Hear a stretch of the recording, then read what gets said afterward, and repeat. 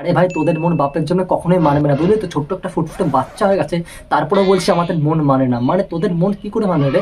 মানে 10টা 12টা করে বিয়ে করবে তারপরে তোদের মন মানবে নাকি? মানে বিয়ে করতে করতে মানে করতে করতে তোদের তোদের কষ্ট কষ্ট হয় না নাকি? শুধু করেই যাস, শুধু করিস, মানে করার জন্য কষ্ট হয় না ভাই? সঠিক বলেছেন।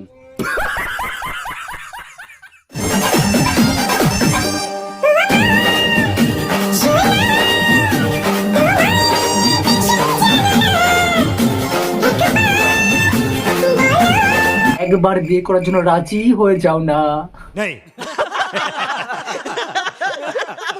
চিন্তা করছো আমাকে দরকার নেই, চ্যানেলটা সাবস্ক্রাইব করে দাও বঙ্গ। আজকে আমরা সানি ঋতিকা নিয়ে একটু কিছু ভিডিও বানাবো।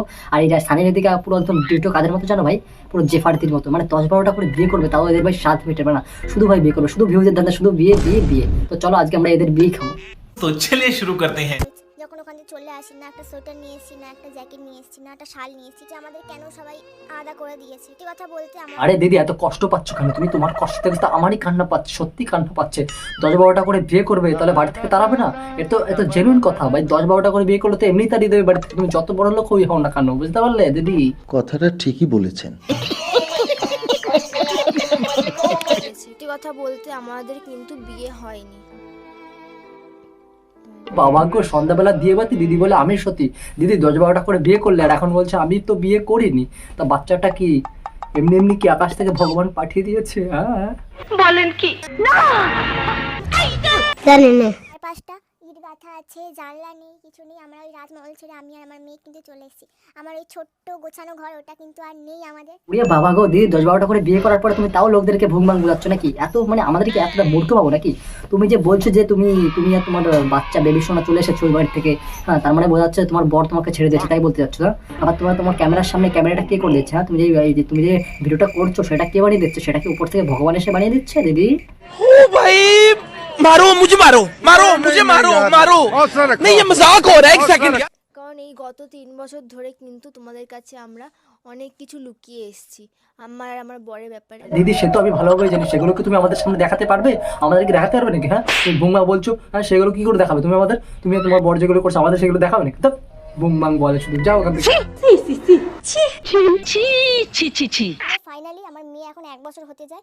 মেয়ে বড় অবস্থাতেই আমরা বিয়ে করবো আমার মেয়ের সামনে। অনেক কেউ বলে না বাচ্চা কাচ্চারা তোরা বাবার বিয়ে দেখেছিস, মায়ের বিয়ে দেখেছিস? তখন তোরা কি বাবা মার বিয়ে দেখেছিস? তাহলে অবশ্যই কমেন্ট সেকশনে জানাস। মানে এই দিদির মতো গাধা আমি বাপের জন্ম দেখিনি রে ভাই।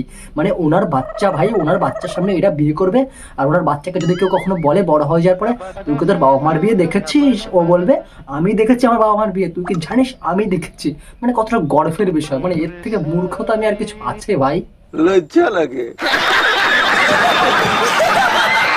ফাইনালি সাইদকার বিয়ে হতে চলেছে। তো এবার হচ্ছে কি আমরা বাবা মার রিয়াকশন নেব যে বাবা মারা এটা শুনে কি বলছে। আরে ভাই বাবা মা কি বলবে রে? শুধু বিয়ে বিয়ে বিয়ে, মানে ভিউজের জন্য তোরা শুধু ঘন ঘন বিয়ে করবি যে ফার্দির মতো, তাই না? মানে এত বিয়ে করার শখ, মানে করতে করতে তোদের একটু কষ্ট হয় না নাকি? হ্যাঁ, কষ্ট হয় না?